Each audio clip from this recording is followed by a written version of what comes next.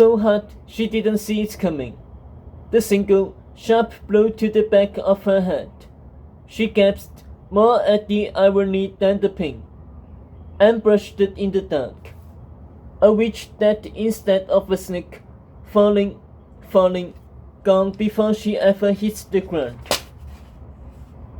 Sophie, back to the beginning. When you're sure you have died, it's strange to wake up, especially to the sound of two boys who are very clearly in love.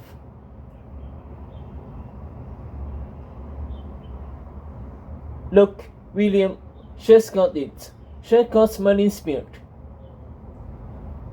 Shouldn't have hit her that hard, Borden. She's a girl. My sister beats me up all the time. You're the one who told me to stop her. I mean to call her name like a civilized person. Snake would have hurt us. Do you class ever shut up?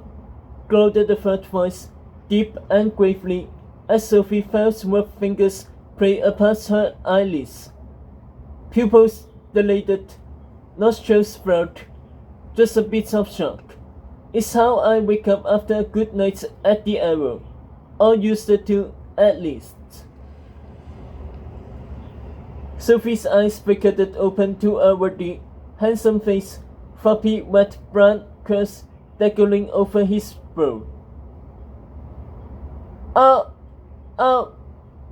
Robin, she sputtered. Liza, Robin Hood cracked, glancing at her bright, wet bump. So inconspicuous. I wonder no one wonders you. Sophie sat up to the dark thoughts, the faces of William, Borden, and Robin lit by the weak glow of Merlin's spear.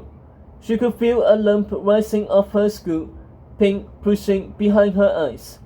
More disconcerting, the floor was moving. Sophie looked down at a mass of gold coins shifting beneath them like cold, hard sand. Where are we? Sophie blinked. How are you here? Remember when Reaper gave us our missions in Gumland? William started. Borden and I were supposed to keep our eye on Camelot. Then the shady Miss Shaw Sisters leaves the castle, so we told her to proceed. Borden finished. Plus, William is obsessed with geese. I fed the duck at Camelot once, and now I'm obsessed with geese. You should be happy I care enough to pay attention, William. Can't say you do the same for me. How was I supposed to know you're a vegetarian? Definitely in love, Sophie thought. Meanwhile, I was on my way here, said Robin. Couldn't stay in Sherwood, not after the sheriff and I joined forces. So I left Marian in a sanctuary on Glass Mountain. Figured that she and I could sail across the Savage Sea, start somewhere fresh. Needed money first, so I came to my fault. All those years of waiting the witch to have the poor, skimmed a bit off the top in case Marian and I needed a nest egg.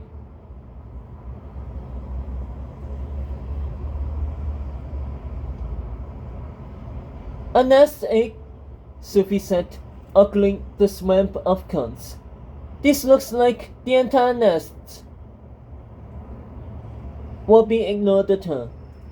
Left clues at the Arrow about where I was headed, in case you lots tried to find me.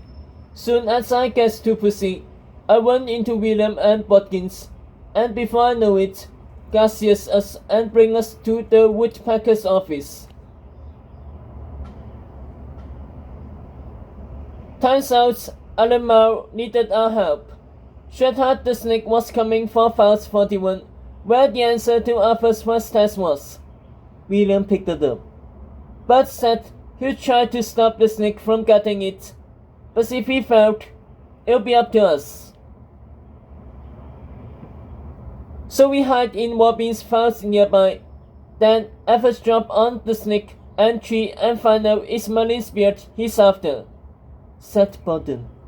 And we wait to ambush him. Only to see you come out with the beard instead of the snake, said William.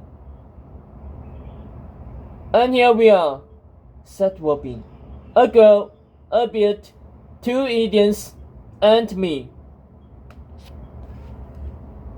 It's not like you did anything to help, Borden heckled. What do you think was distracting the screams from chasing the lass? Said Robin. But how are we supposed to get us up here? Sophie asked, pointing a little finger at her hair and reverting it's long and blonde. The snake's hunting us, not to mention the Empress of Arrakis and the bank guards. The second we leave the falls, we are dead. But said his spy would get us out when the time came. Robin taunted. Sam's spy that told him the snake was on the way. But it's dead, Sophie scoffed, seeing Robin flinch. And so is his spy, no doubt. Plenty of doubts, I'll say, spoke a voice.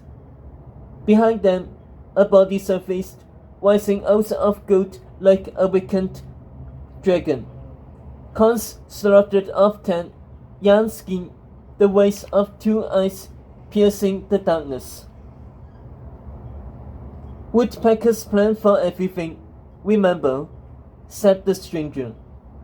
Sophie shined the pierced glow, lighting up a familiar girl with brown hair, a pointed nose, and a toothy smile. She was sucking on a wet lollipop.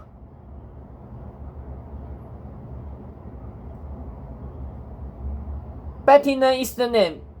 Executive editor of the Camelot's Courier, the girl said, sitting up in a tall pastel dress. She honed in on Sophie. Nice to meet you. I don't scan the last time when you were being mind-controlled by a twin-killing snake. Sophie's eyes widened. It was the girl from the press briefing. The one who knew Japheth was a fraud. The one who knew everything.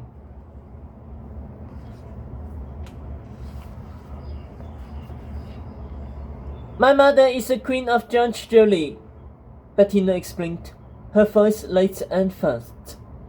I figured it out quick that Ryan was dead and the snake had taken his place.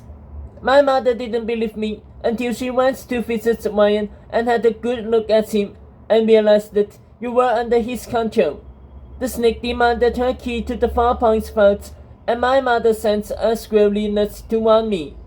Nuts got stolen by rebels, friends of yours, I'm assuming, but the squirrel found me and relayed my mother's message. I've been hiding in Pussy to begin with.